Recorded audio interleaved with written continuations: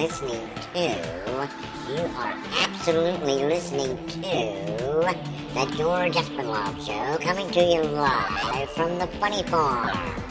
Now, with no further ado, here comes Georgie!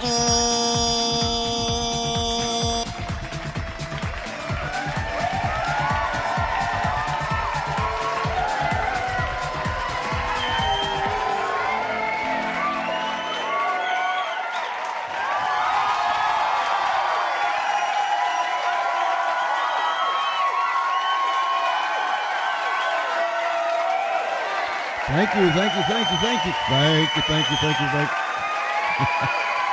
Well, my goodness. Thank you very, very much. Woo, wow.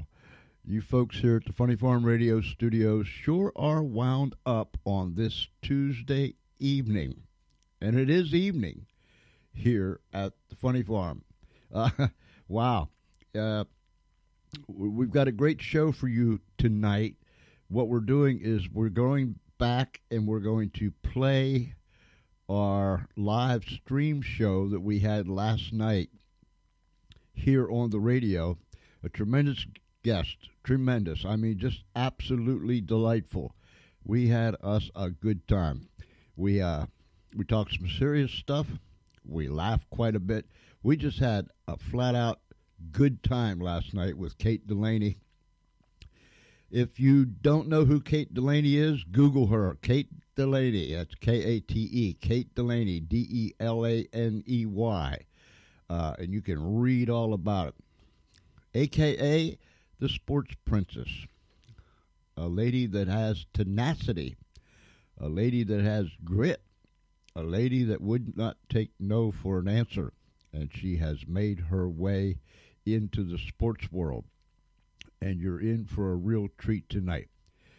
If you missed it last night, our live stream, you can go to our Facebook page, The George Espenlaub Show, and you can see the replay there. All of our live stream shows are on there. We started live streaming back in October. They are on there. You can go back and watch one, some, or all of them. So we want to bring that to you tonight because some people in certain places couldn't or can't watch the live stream, so we bring the audio up on the radio for your pleasure, and you can take your time and listen to it, and we will be very appreciative if you listen, download, do all those things. You can hear it on iHeartRadio, Spotify, iTunes, Google, so on and so forth. You know, all those places out there that you can listen to radio. So you're listening to the George Espenlaub Show, and we're coming to you live right now from the Funny Farm in a place called our world. It's a whole lot safer here than it is in your world. So come on in. Come on in. Enjoy the company. The chat room is open. Come on in. Enjoy the company, get loose, and listen to last night's live stream show here on the radio with Kate Delaney. And as Charlie always says, and I've kind of adopted it, and Charlie always gives me the look when I do that, but as Charlie says, with no further ado, ladies and gentlemen, our interview last night with Kate Delaney for Monday. So I understand about Mondays. Yeah, this was one of those days that I couldn't get out of my own way. You ever had days like that? I've had plenty of those kinds of days. Yeah, sometimes I can't even push myself away from myself. You know what I mean? It's just, I get all discombobulated, tangled up. So sometimes self and I don't get along too well. But nonetheless, it's good to see you again. It's good to see you as well. So I was telling people, let me put this up here. Hello, Scott. Hope you're doing well tonight. I was telling people that we have a super duper whooper whopper show tonight because this is a lady that covers just about anything and everything. And we're delighted to have you all the way from Texas. Is that correct?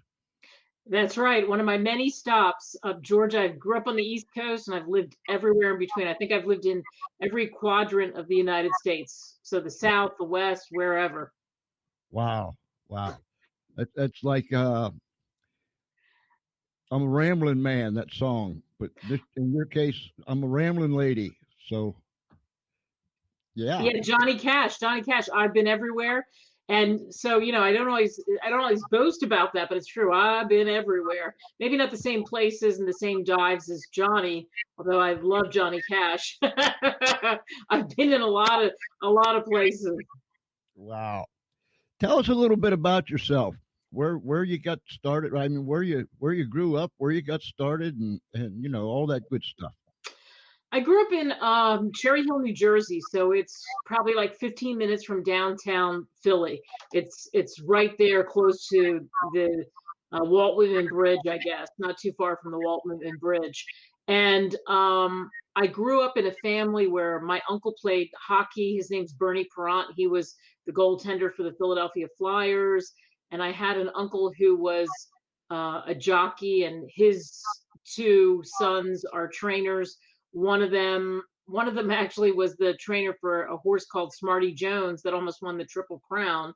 It was a horse out of Philadelphia Park. So I grew up around sports. I wasn't like a tomboy, but I grew up around sports, and I went to a school in the Midwest, and I was a journalism major. And at one of my stops, I was in El Paso. And when I was in El Paso, one of the guys I worked with said, "I think you know more about sports than I do. I'm going to go away and get engaged this week, and I'm going to beg them to let you fill in because I want to marry this very pretty, sexy woman. And I think you can handle the gig of being in front of the camera and doing the sports." So he actually helped me by doing that, and it kind of led me down the sports path after that. How old were you then? Oh, I was 22. 22. Wow. Yeah. I watched a video of you the other day, and you were talking about finding your own locker room. I thought that was pretty cool, and I think that's the video I watched where you come out on stage and you was carrying this big heavy bag. This big heavy bag. Tell me a little bit about that. Well, so what happened was when I filled in, I kind of got the sports bug. I mean, I'm like a content junkie, so I like all of it. I like humor. I'm all about, the comedians, and I've even done a little stand up, and I like business. I like it all. And sports was definitely in my arsenal, and I got a taste for it when I filled in. So I assumed, and because the guys at the station I worked at were really supportive of me, that it would be easy for me to get a job in sports, but it wasn't. I got rejected 500 times, 500, George, before I finally got a true break in sports.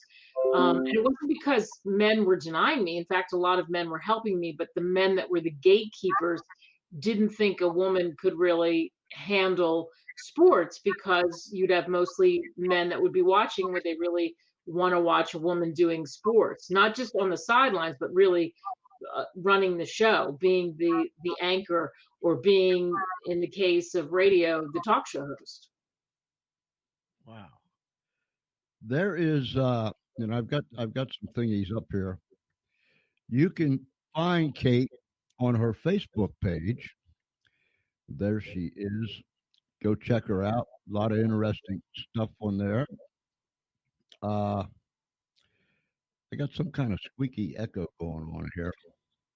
But anyhow, I hate when I hear myself in the echo. Then you can find her on katedelaneyradio.com. And you're on how often, Kate? Oh, I'm on 6 days a week. And then if I do more CBS, then it's even more than that. The show that I do now, I've done for, I guess, over a decade, and it's called America Tonight. And I do feature in that show called Invade the Man Cave, but the show, it also has business and politics and whatever else I think moves the needle. So between the combination of all of it, I'm usually on 6 days a week. Wow. What do you do in your spare time? Well, I'm married, and in my spare time, it's so interesting because George, lately there really has not been much spare time, but I would be, gosh, I like to play golf if it was kind of that, if we weren't so much deep into this pandemic, I'd probably be playing more golf, but I like to play golf. And we have a dog, a brand new puppy. It seems like I'm always walking him. And I like to watch crazy thriller movies and mafia movies, and I'm a movie hound. And I like to play cards too, so I play a lot of cards. I used to live in Vegas, and I had some guys in Vegas really teach me how to not run the cards, but how to really play. And I kind of got into playing cards. And my friend Derek out of Pittsburgh, salute to you, Kate. Perseverance through 500 no's is a motivational thing. Yeah. When you carried that bag out there, you said you took a whole bunch out and you had like, what, 30 or 300 of them in there, whatever the number was. But it would have been impossible for you to tote one with 500 rejections in it. But I thought that went over well with the audience, and it proved the point that regardless of what you come up against, if you're looking for your locker room, you've got to take those no's on the chin, roll with the punches, and keep on going, right? Yeah, and I think that's the key thing. And I learned that through so many of the superstar athletes I covered and business people that were rock stars and other people I've come across, George, that most of the super successful people I know have had to persevere. It might not have been 500 rejections. It could have been something else, but whatever their locker room was, there was something that was stopping them from achieving what they thought their destiny was. And could they persevere and keep going, or did they give up and decide, no, this is too much? And a lot of people give up because it's hard. I mean, listen, at the part of that, most of that, I was single. And I used to say, boy, I got a lot of first dates, but then they'd come into my apartment that was in a beautiful area at one point in California, overlooking Pismo Beach. But they would see that I had wallpaper that was covered with rejections, and they probably thought, oh, what's up with this broad? She's got rejections all over her wall. So it was tough, but totally worth it, because I knew I had to do this. But I wouldn't have fulfilled. I didn't want to live with regret. And I knew I wouldn't have fulfilled what I thought I could do, what I knew I could do, if I let that stop me. Let's talk about that for a moment, and then we'll get into some of the people that you've spoken to over the years. Find your locker room. Boy, girl, man, woman, regardless of who it might be. Find your locker room. That echo. I hate myself, and I don't know why. But nonetheless, there's too many people in their own comfort zone, and they're afraid to get out of it. Is that correct? Right, because it's easy to stay where you are, even though you have these kind of niggly things in the back of your head that are kind of rattling around. But it's easy to stay in the comfort zone and not, like, as you call it, and not reach for as far as you want to go. I mean, here's what I say. I think that most people limit themselves by dreaming too small. That really you want to have a crazy dream, because what's the worst that can happen? If you leap, don't worry, the net will catch you and you'll end up someplace great anyway. And I think that we limit ourselves based on sometimes the people around us and what they tell us, our own self-limiting beliefs. And you have to kind of block that. I always say that you need raving fans. So whether you have hundreds of raving fans or one raving fan, you want to pay attention to them, because they're the ones that are going to help you get through whatever it is you're going to have to get through to get to that locker room. And the locker room could be anything. I mean, it could be that you sell Maseratis and you want to sell more than one a month. It could be that you have a farm and you're struggling right now, but there are some innovative things you could do. But it might be a little bit out of your comfort zone again. And if you would just kind of school yourself in it, perhaps you could go in a different direction that would make the farm survive and perhaps even thrive. I mean, I could give you examples from people I worked with. There was a guy that I knew that had a flower shop, and of course he had massive, in New York City, he had massive competition around him, and he was starting to get clobbered, and the taxes were too much and the rent was too high. And I asked him, what was his wow? What was he telling people he did? Well, I have a flower shop. No, you put smiles on people's faces and you make it okay for a guy who screwed up to go home. And so he started to have kind of pithy statements that he put out there that attracted attention, and he drew in more business and he threw in other value adds, but he started paying more attention to, I'm not just selling flowers, I'm selling smiles. I'm changing people's lives, whether someone's sick and they have cancer and this just cheers them up or whatever it is. Let me give you an example. I grew up in the 50s and early 60s. And during that time, in our neck of the woods, it was traditional. And I'll use that term for lack of a better term. But it was kind of traditional that you graduate from high school, you go in the service, or you find a job, you get married, have kids, you get a job, and you stay in that job like forever. When you retire, they give you a gold watch, and the rest is history. There wasn't, to my recollection, and I'm sure I missed a lot, which I really did. I missed a lot. But to my recollection, there wasn't a whole lot of people that said, reach for your dream, get a hold of a dream,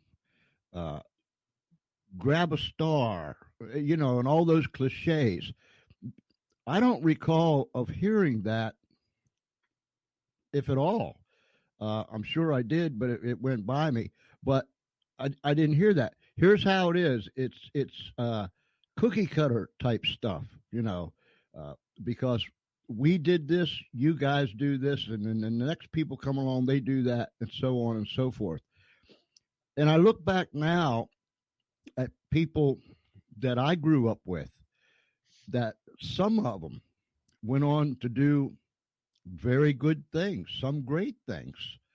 But for the most part, and I often sit back and I wonder how many of those kids that I grew up with sit back today and say, what if? You see what I'm saying? Because it wasn't something that people, you wasn't motivated to do that. You was motivated to graduate, get a job, go in the service, get married, have kids. And that was the motivation. Other than that, but today I was thinking, my goodness, if I was a young guy again, I'd tear this world. I mean, I'd tear it upside down. You'd think that there was 10 or 15 Espenlaubs running around the world. My wife always says, no, we don't need more than one. That's enough. But what do you tell these young people, young ladies, young men? What do you tell them when the naysayers come? Because they'll gang up on you, the naysayers. What do you tell them when somebody comes and tries to squish your dream? Well, that's easy. If it's really, and whether this is a good friend or not, if it's a repeated pattern and it's bringing you down, because that's going to be planted in your head, sometimes you have to make the hard choice of changing friends. Sometimes it's about this: friends for life, friends for a season, friends for a reason. And I know I've been there, and it's very, very tough to do. But I've had plenty of naysayers around me, and I realized, boy, if the people around me are feeding me negativity. Like, why are you doing this? Why don't you just deal blackjack and stay in Vegas? You'll make a ton of money. Oh, you're smart. You could go to law school. Why do you want to be in a man's world? Why do you want to be in a locker room? Why do you want to keep banging your head against a glass ceiling? Then they're not supporting me. They're not lifting me up. They're not helping me, especially if I'm down. And I tell anyone younger, I said, it might be hard for you to do this, but it's important the people around you, no matter how crazy your ideas are, you can get solid feedback from them. But if they're pulling you down and away from what you really want to do, why is that? Is it because they're worried that you're going to be successful and that you're going to be out of reach for them, which hopefully you wouldn't be that kind of person? But is it because they fear that they haven't done that? They haven't pursued their dreams. So boy, they don't want you to get comfortable, all of a sudden decide I'm out of the comfort zone. You want your posse to stay where they are. And that's a big part of it. So you have to be able to step away from that and examine what is somebody's motives. Why are they constantly giving you the negative feedback on what it is that you really want to do? Maybe that's where the old cliche came. Misery likes company. Yeah. I'm miserable. I haven't succeeded. I haven't been able to reach for my dreams. I don't want you to do it either, which is totally insane as far as I can tell. Did you ever want to do anything other than become involved in sports? Well, sports or news talk or any of that. No. And speaking and writing, of course, because I have 4 books out. So I did want to do that, and I am doing that. But no, I knew when I was in high school this is what I wanted to do, and I just really kind of stuck to it. I stuck to it in college. There was one point, there was a guy that I was dating who convinced me when I was going through a valley of, I can't get anything, that you're so smart, you should be an investment banker, where I started to go down that road. And I hated it, George. I love the guys around me. I like numbers and I like business, but I was like, whoa, I'm not going to live with this regret. And so I didn't do it. I probably would have made a ton of money at the time. There was the temptation, but not enough, because I just really knew I have to stick with what I want to do. I don't want to live with the if. I don't like that. I didn't want to live with the regret, and I'm very, very happy that I didn't do it. Very. I wonder how many people in their life have found themselves in that particular boat. I think a lot. I think a lot of people. Yeah. You said that you love to write. Let me put this up here for us. And here is your latest book, Deal Your Own Destiny. Increase your odds, win big, and become extraordinary. Wow. People can get that on Amazon.com. Let me put this up here for you. There's where you can get the book. Amazon.com. Deal Your Own Destiny. Wow. How long's that been out, Kate? It's been out about a year and a half, almost a year and a half. And it was great. Here's what happened. I had self-published a couple of books, and then Forbes talked to me and said, we want to do your story. And initially we were going to rewrite a book I wrote called Invade the Man Cave. And they said, no, we want more of you in it, and more of your advice, and more of what you're doing on the stage too. And I said, okay. And then we went down that path, and that's the book I put together. The things that I was talking about when people were asking me, how'd you do it? How'd you overcome the rejections? How did you move forward? Who did you meet? What did they tell you? So all of that's in there, and practical takeaways that it's not about me and everybody else preaching to you what to do. It's okay. Here's some things that you can work on. And in the chapters, there's those call outs of, hey, do this, do that, try this. I challenge you to surround yourself with raving fans, find out who they are, that kind of thing. And I really had a great time, George, doing it. I loved doing that book. When, after you filled in for this fella, You still got rejections after that? Oh yeah.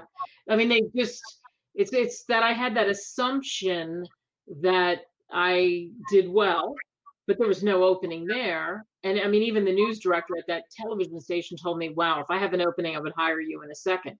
But they weren't going to have an opening. It was in a popular place in California, and I liked the guys I worked with. They weren't going to move on. So I started to send out tapes, and I would get, rejection after rejection after rejection. And finally, and people helped me change things, and I did new segments, and it didn't seem to matter. And finally, enough of it was going on that I had people tell me, listen, you're not thinking this way because that's not your mindset. And you have so many guys around you that are so supportive, but they're the guys that are the gatekeepers, the men that are the gatekeepers, they don't think that women belong there. So you're getting knocked out because of that.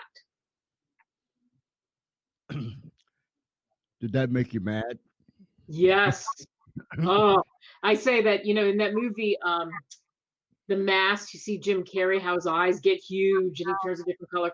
I here's the story. I went to the mailbox one day and I was in California, and it was number 350 or 60 or whatever it was. And I got this, and it was from somebody back east. And I got this rejection note, and the guy in the note said, it's in my book. He said, hey, you're attractive, you sound great on camera. Women do not belong in the locker room. Women don't belong in sports, and women are more suited for easy breezy morning television talk shows, and you'd be perfect there. And I was like, oh, George, no matter what, I was going to find a way to get in. I was going to find a way to do it, and I did eventually. I always say, sometimes I get so mad it makes me spit sideways. But that anger can motivate you. Like you said, I'm going to find a way, Now this is number 360. Now I'm really getting bent out of shape over this, and there's going to be a way. There's got to be a way. What Grandma used to say, where there's a will, there's a way. I'm going to find me a way to get this thing done. I don't care. That madness or that anger can push you in the right direction, that you all of a sudden become locked in, focused, head down, and you're going for it, right? Absolutely. I think that's part of it. It's that intent and desire that, like desire is easy. You desire to make $1 million. You desire to do whatever. But what's your intent? Do you really have the intent? Are you focused? How bad do you really want it? Are you grinding it out? The Marines have one of my favorite sayings of all time: embrace the suck. So I embrace the suck. That's what I do. I just know if I really want it, I'm pulling out the gaps, I'm pulling out the stops, and I'm going to figure out a way to try to make it happen. And I see this over and over again. So by the way, once you get to where you think you want to go, you never arrive at your destination. You're constantly moving and going. That's a good point. That's a good point, because so many people get to where they want to go, and it's all like okay, I'm here now, and but there's got to be that continual drive. I always told people over the years on the radio, and now that we're doing this too, if I can hear a person's heartbeat, I can understand that's a real person. A lot of people can say the right words at the right time to the right people in the right situation, but you've got to have a heartbeat that somebody can hear and understand. This person isn't just using flowery words or flattery. This is the person's real heartbeat, and they've got a drive behind them. When after 360, and that person really bent you out of shape, what happened after that? Well, what started to happen is I was doing television news, and I was filling in on the side on radio doing some sports. And then guys in television and sports and also in radio were trying to help me. and I was doing sports, filling in. And one day, a guy who used to be the vice president of the Cincinnati Reds heard me on the radio. He was driving down the central coast of California, and it's funny how when you're unlisted, somebody can find you. Well, he found me, called me up, and he said, "I want to have a conversation with you, and I'm buying a radio station right by where you are, and I want you to do a talk show. I want you to do a talk show for me. Will you come and see me?" So I went to see him, and he said, "You could do this. I've listened to you. I've gone up and down the coast now. As soon as I found you, I knew I had to find you." And he said, "You would do an hour talk show." And I said, "Ooh, I don't know that I can fill an hour." He said, "You could fill 6 hours. Trust me. I've been listening to you. You could fill 6." So I don't know. Was that a compliment? And his name is Roger Blameyer, and he became a huge mentor to me, and he was fabulous. He hired me. He completely understood. He got it. He helped me. He mentored me. We would have great big names on the show. I mean, you just name them, whoever. Of course, anybody who was the Cincinnati Red, but beyond that, I mean, we had them all on the show, and it was an incredible experience. And I really got a lot. I gained some more chops, I think, from that, and he's helped me with my confidence even more. And we're still in touch today. We're still friends, and he still watches to see what's happening with me, and it just was the greatest thing. That's got to give him a warm, fuzzy feeling inside. It does. He says that. He heard me one day when I was on CBS, and this was a couple of months ago, and he said, he called me up and he said, "It's so exciting to hear you. I'm in Palm Springs and I heard you. I was in an Uber and I heard your voice." And I was like, she still has the voice and it's perfect. And, the thing that happened there for him, he said to him, it was the give back. And he wanted a few people he knew to be able to do well. And he said he knew I had the talent. I just didn't have somebody that was there pushing or fighting for me or helping me. And he became that guy, and that opened a door for me that I don't know would have been opened or not. But it also illustrates something for everybody who's watching this or listening to this, whichever one you're doing, because we know people do both. Here's the thing: whenever you get an opportunity, really grab that opportunity. Don't think like, "Oh, well, I'm just filling in," or "This is a holiday," or "This is whatever." Because here he was in the middle of nowhere, driving down the coast of California. How would I know who was listening to me? And because he heard me and he liked what he heard, that led to him pursuing me for this talk show. That leads me to this, and I said it the other night to someone about never giving up. What happens if all of a sudden you throw your hands up in the air, throw yourself on the floor, kick your feet, and you say, "That did it. I quit. I'm done. I'm out of here." And then 30 minutes later, a day later, a week later, you know what I mean? It all comes back around and says, "Man, Espenlaub, you blew it." I mean, 30 minutes. If you'd have hung on 30 minutes more, look what could have happened. The door was ready to come open. Yeah. And we just can't give up. There you are, like old Red Skeleton, Clem Cadiddlehopper. I just walked down the street, mind my own business. You were doing what you were doing, and you had no idea this man was driving down the road listening, and just out of the blue. Exactly. That's why it's so important that we just don't quit. Quit 1,000 times, but don't quit. Right. I love that you say that, because that is so true. And I think people give up pretty easy. I think it gets hard and then they decide they want to give up. And hey, who am I to tell everybody what to do? But I've seen it time and time again with guys I work with that were producers, and they had these great opportunities, because I flew with the Cowboys and I had, and I still have amazing opportunities. So people that were producing for me got to be at the US Open or all these great places. But then they would say, well, I could make more money doing banking, or I could do this, or I could do that. But then they would give up their job and they would call me up and say, "Oh, I want to come back. I'm not happy." And I always warn them about that you might not like it if you have some tough hours in broadcasting, but if you go into something else and this is really your passion, I'm not telling you what to do, but don't live with that regret. And I've seen it probably with 10 people in my career. Yeah, yeah, and that's got to eat somebody up. I mean, Uh, that would make me make me so mad at myself. I think I'd take myself down through the backyard and just beat myself sideways. Uh, if I did such a thing, we all get disgusted, but it don't mean we have to quit. Uh, Tell me something. Once you came on board with this radio station, and this man began to mentor you, and so on and so forth, is that when the doors started to swing open a little bit?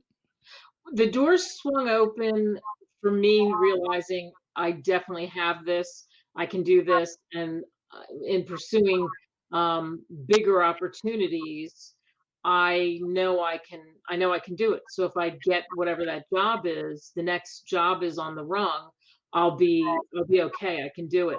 And I did finally get some of the other opportunities, but I still had a lot of doors I had to burst through because Roger gave me the opportunity, but he couldn't open those other doors. He gave me the opening, but I had to still do the things that made me successful in going, to big markets. Like I worked at WFAN in New York, which is the biggest sports radio station in the country, and I was on the ticket in Dallas and KRLD, and I had to work to get those for sure. But it was about finding the right man actually that thought, okay, she's going to get ratings. And I think it's fair if your job is to get ratings, or like with one of the shows I do, affiliates, then I'm good with that. And if I'm not doing that and that's not happening, okay, well, that has nothing to do with gender or anything else. It's that people don't like me. I'm not entertaining enough. I'm not doing what I need to do. And I think that's fair. But to not get a fair shake was tough, on those times before and then those times afterwards. I'll give you a great example. And this is also in my book, and it makes a lot of men furious when I talk about this. Because remember, George, I'm the friend of the man. Men have helped me. I love men. My mother used to say, when you get married, it's going to be men that are going to be all on the side of where's all the women? There's going to be all men on the other side.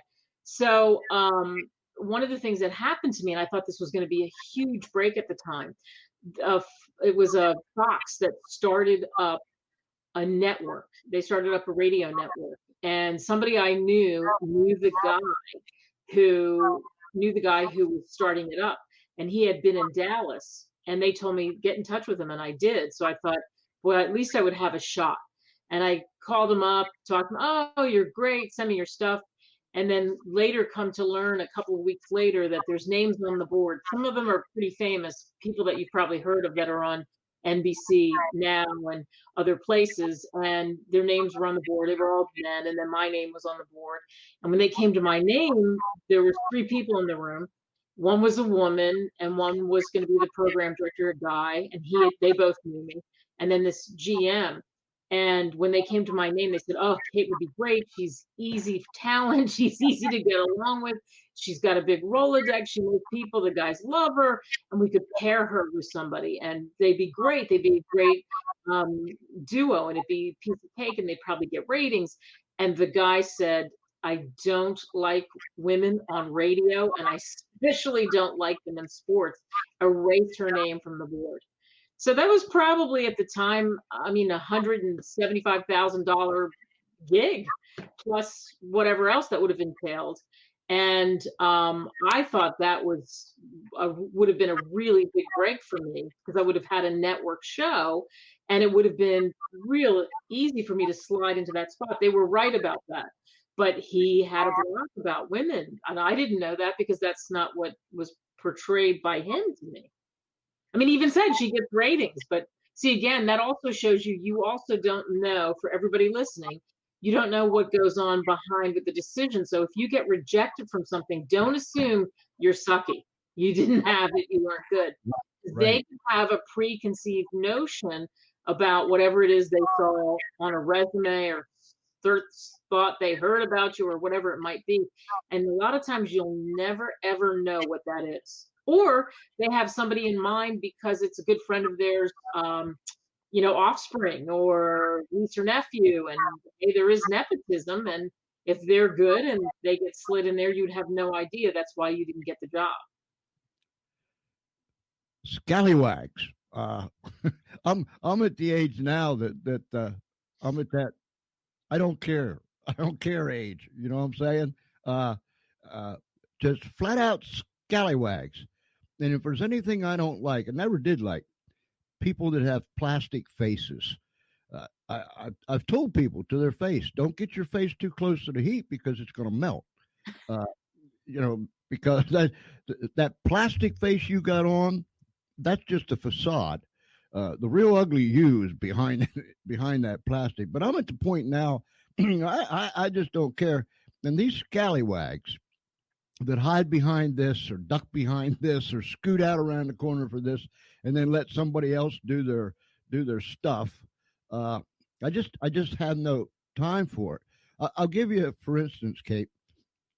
I play a lot of music on the radio from indie artists, people that aren't signed with the big record company. Of course, there's only big record companies left. But these people are diamonds in the rough, and some of them are just actually polished diamonds. But because they don't know this or that or those or these, the big label, the big this, the big that isn't reaching for them. And I've often said, these are some of the greatest artists that you're ever going to hear. You've probably never heard them before. You might never hear them again. But on this program, you're going to hear some great, great people. And that's what I like to go looking for. I like to go looking for the nuggets that everybody else kind of kicked around, kicked over, threw it over here, put it under there. That's what I like to do. I like to find the people that I can hear their heart beating and throw them out there and put the spotlight on them and say, see, you passed this up once. It's your loss, not theirs. It's your loss. When did you get that first big, when did you get into the locker room? The first real big locker room break was when I was doing a syndicated show called Sports Fan Radio, and of course they weren't really. I was kind of that polished diamond that I wasn't getting a lot of the attention, but I had, again, great guys around me. They were helping me. It was a good scenario to put me someplace else. And they heard me in Dallas, and they came after me and offered me a contract. And I went to Dallas, and I went to the Dallas Cowboys. I was working, and a guy named Chuck Cooperstein, who is the voice of the Dallas Mavericks now, he said to me, hey, if you're going to be on the radio in where you are in Dallas, and people are going to listen to you, and these athletes are going to listen to you, if you're going to criticize them, praise them, whatever, you need to look them in the eye. Even though you don't have to do that for your job, you're the talk show host, and it's about opinion and all of that. You should go and meet you should go and meet them. You should go to a couple of the games so that they know who you are. And I took his advice, and I did that. And the first locker room I went into was the Dallas Cowboys locker room. And I guess I should have been flattered, because when I went to the front desk, the guy who was behind the desk said, are you here for the cheerleader tryouts? I was like, yes, finally. Someone thinks I'm a cheerleader. Okay, please, that sounds good to me. So, and he was very nice, and he just didn't realize. And I said, no. And I went down to the locker room, and Troy Aikman was there, and I shook his hand. His hand was so big, I thought he was going to break my hand. And he was very nice, and Emmett Smith was there, and Michael Irvin was there, and it was during that time, and that was the first really big break. And it was great, because in Dallas, I learned this, but if you know your stuff and you're just professional, they don't care. None of the athletes gave me any kind of a hassle whatsoever. They answer the questions. It wasn't a problem. So they gave you the respect right off the get-go then, right? Yep. Yep. I mean, even there was a guy named Nate Newton, who was a big offensive lineman. And I was doing the ticket was smart. They got it. They promoted me. Of course, they hired me. They're going to make their money. And I did a remote from a place called Medieval Inn, and it was on Monday Night Football nights. And we had all kinds of giveaways, and I was broadcast my show live from there. And I was very, very new. I was probably in the city maybe 3 weeks or however long it was.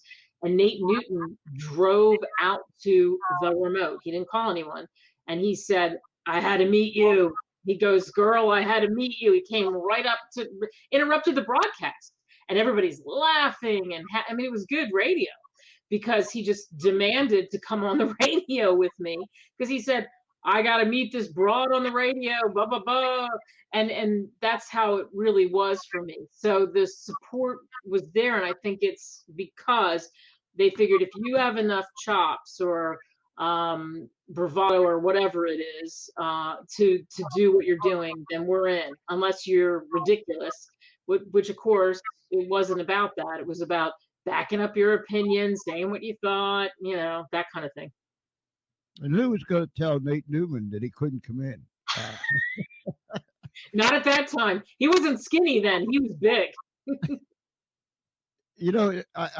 I was drawing a picture in my head when you was telling me all this because it's almost like, okay, Nate Newton sealed this thing, and it almost became like, okay, now the team is going to huddle around you.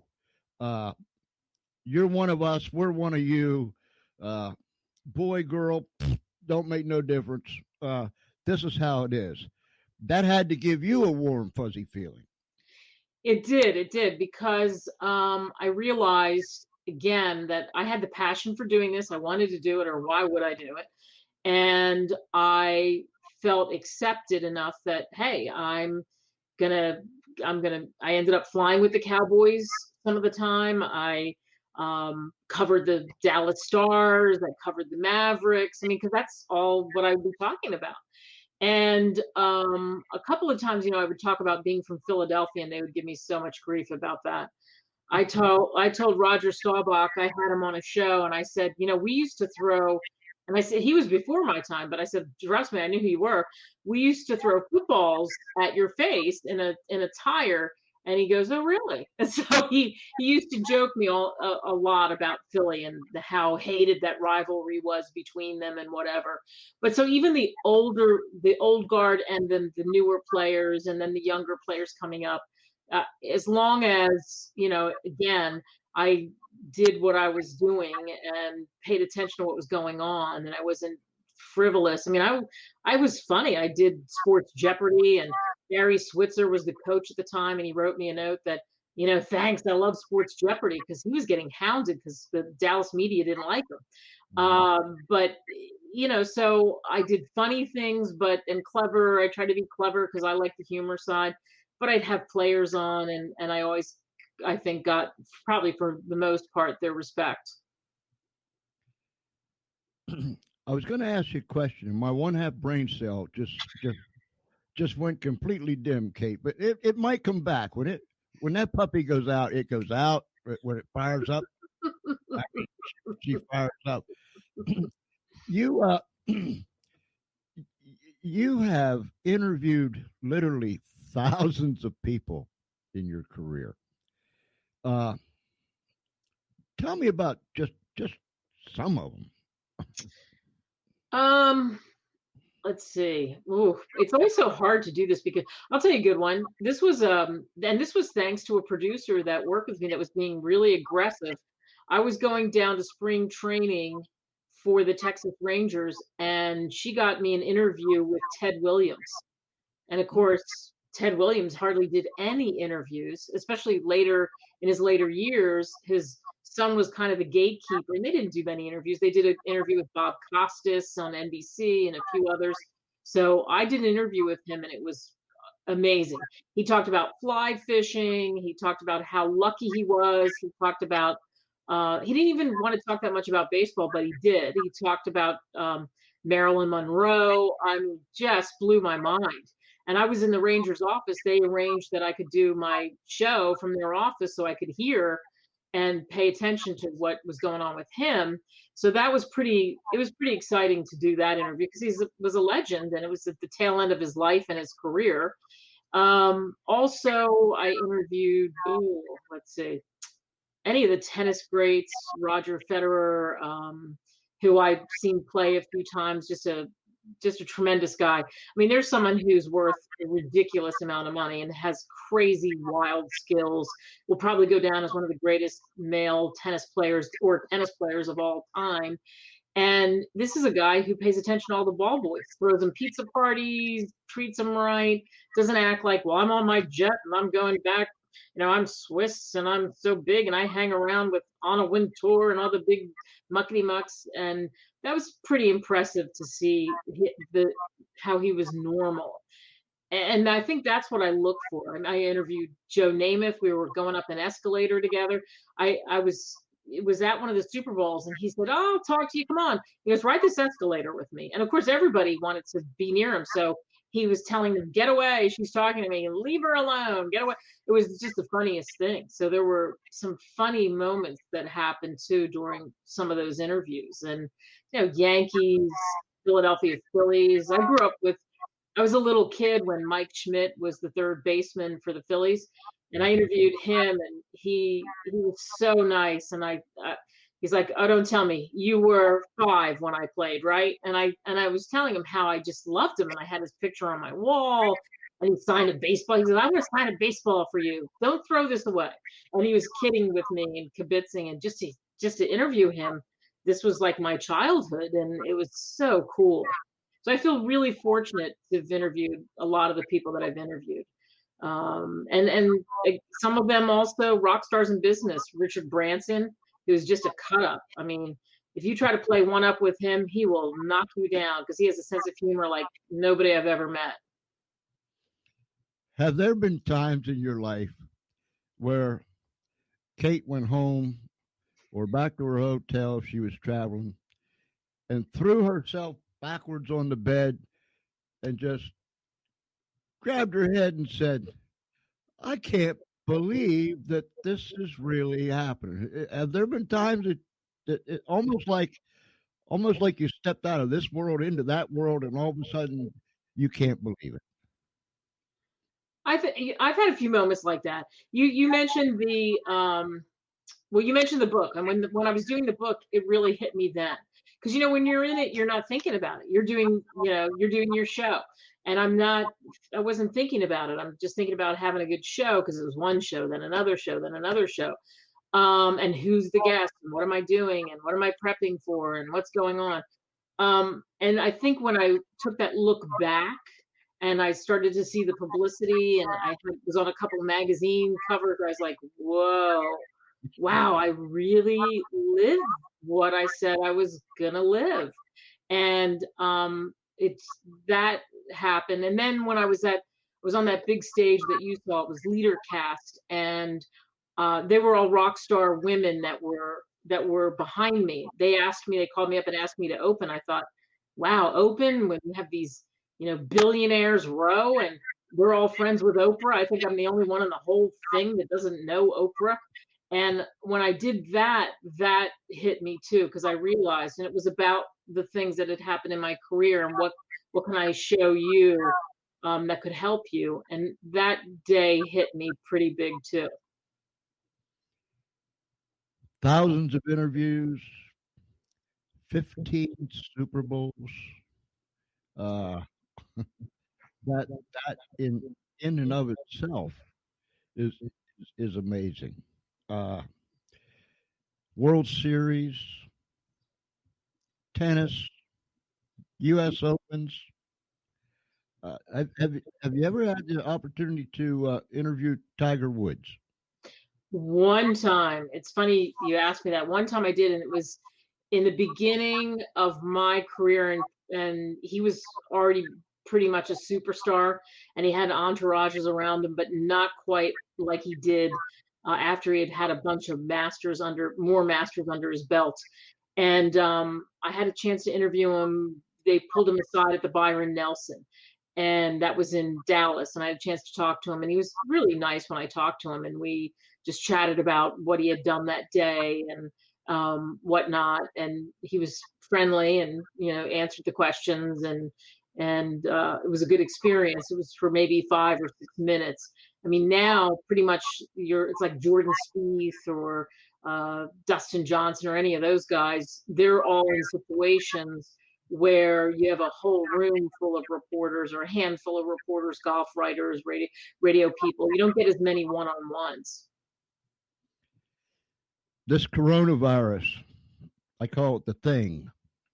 When this thing came down upon us in March, and that's a whole different story. But anyhow, when this thing came down upon us, it turned people's world upside down. What was isn't. What was going on isn't going on, and so on and so forth. The economical impact that just, I was telling my wife the other day, I said, can you just imagine?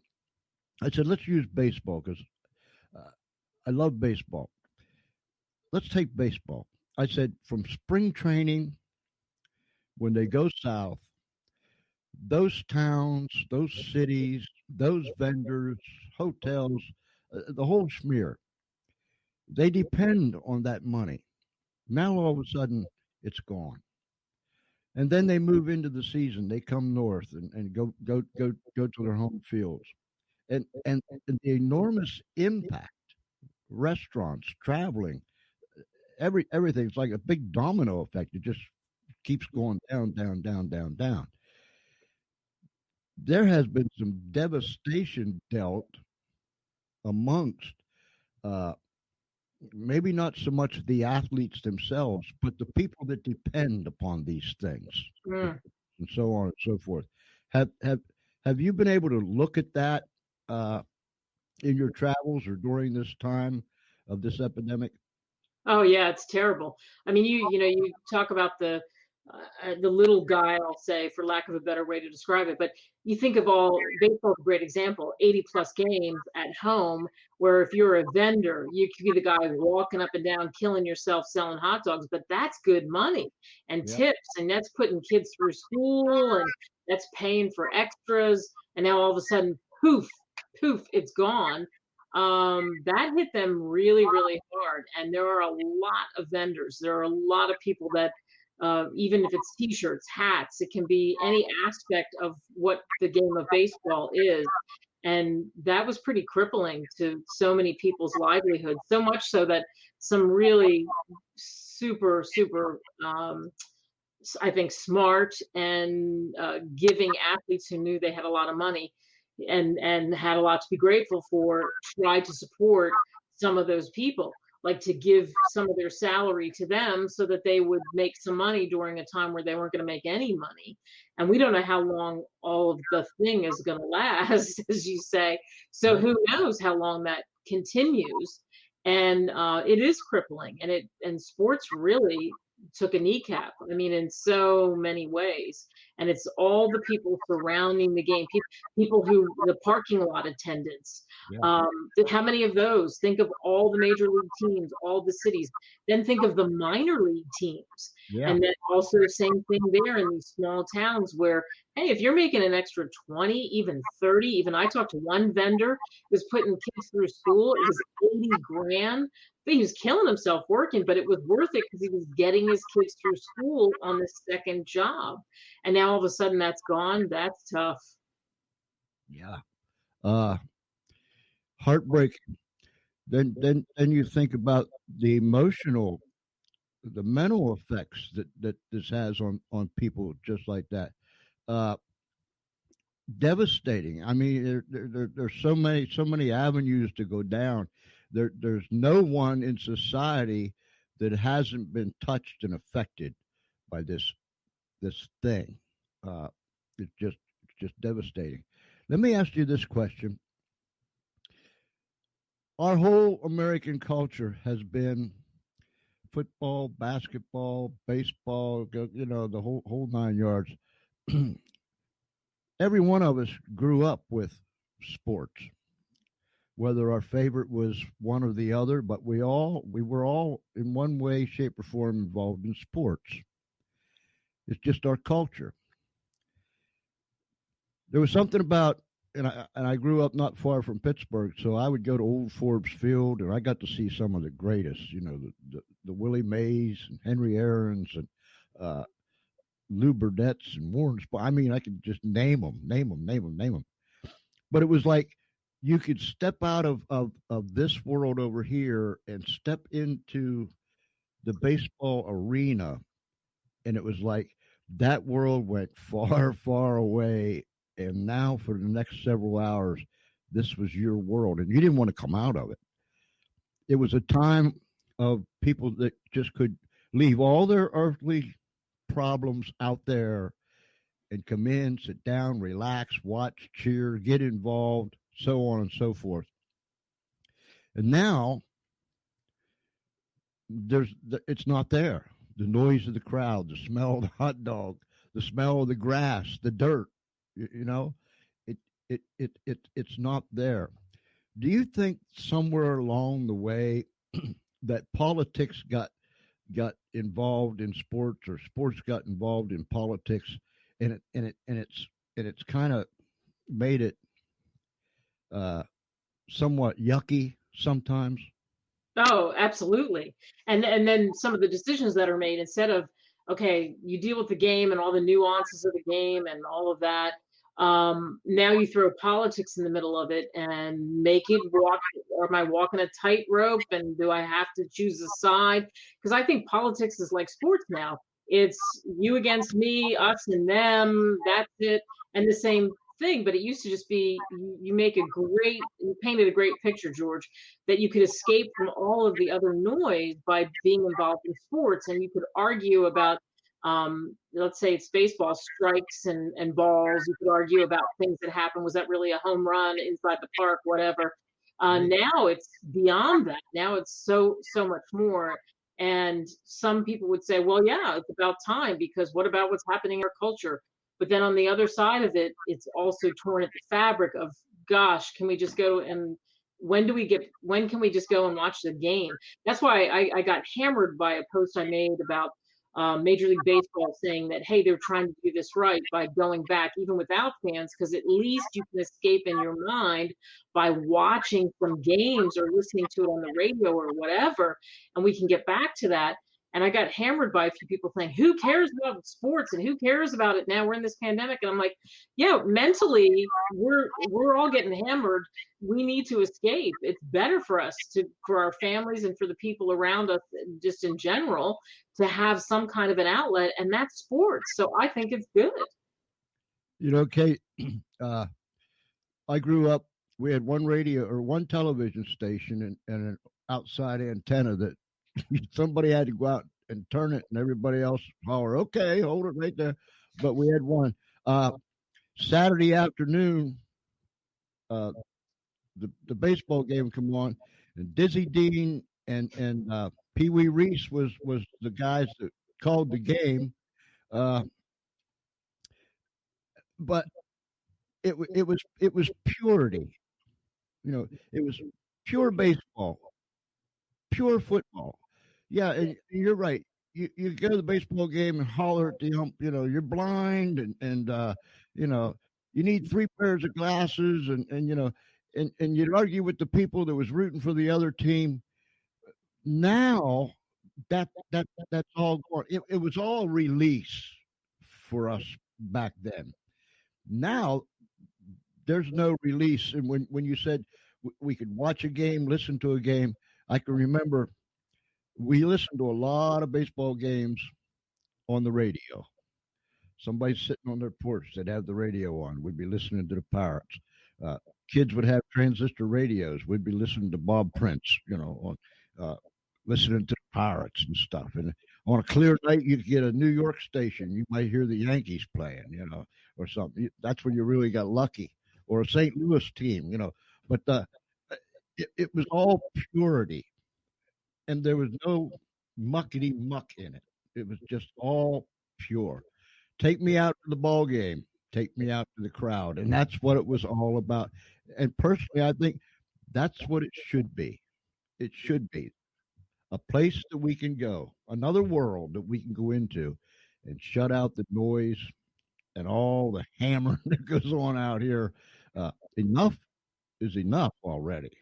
So, Kate, man, I could talk to you I could talk to you forever about this stuff. You've got to promise me you'll come back again. I will come back again, George. You're a delight. It was so fun. It was fun being with you. I like the way that you look at the world. Yeah, my wife of 52 years,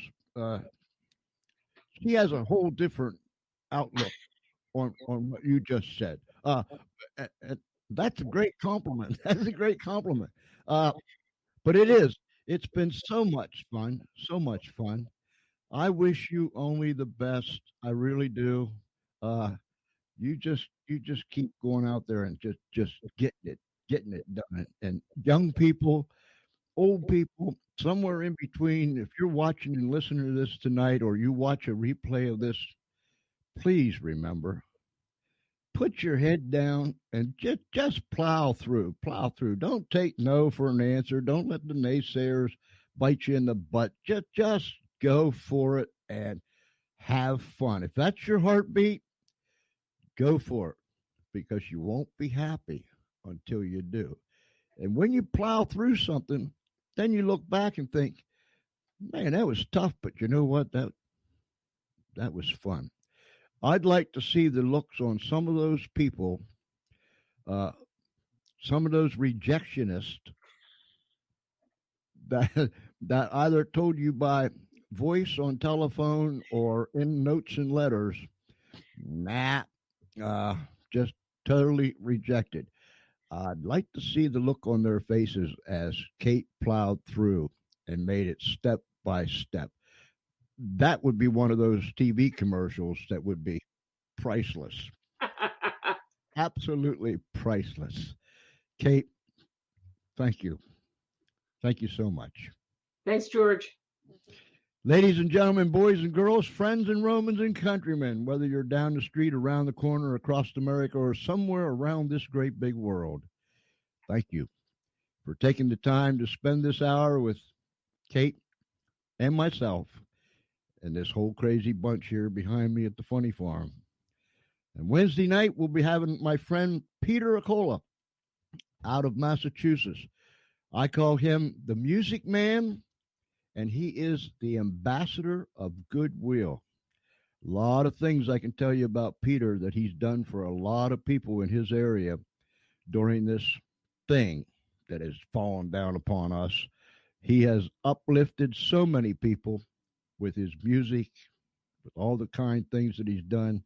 He'll be with me Wednesday night at 8 p.m. And we'll talk about his family that just made a big batch of sauce. And as far as I know, he's sending me some. And oh, do I love sauce and pasta and hot peppers and all those good things. So join me Wednesday night at 8 p.m. Eastern Daylight Time.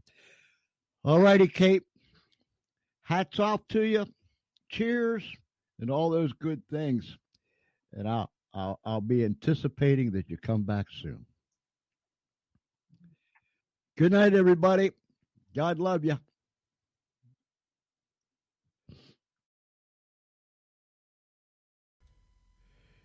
That, ladies and gentlemen, was a very delightful, interesting, pleasant, and I could go on and on and on and on, interview with Kate Delaney. And she will come back.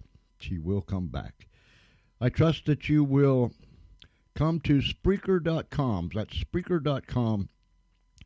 Just type in the little search box thingy up there, the George Espenlaub Show. It'll take you to all of our past episodes, our present episodes, and you can listen to any of the past episodes that you so choose. Not only that, you are able to download them as many times as you want to and distribute them as you see fit to family, friends, neighbors, whomever, wherever. So do that. You can also go to Facebook and then just type into that little search box thing, The George Espenlaub Show, and it'll take you to our show page where you can see all of our live streaming shows that we have done since October, and you can see all the radio news, etc., etc., etc. So, until next time, from me and the whole gang here at the Funny Farm, thank you for tuning in. Have a delightful night, day, whatever it might be, and I trust that God will keep you right in the center of his hand.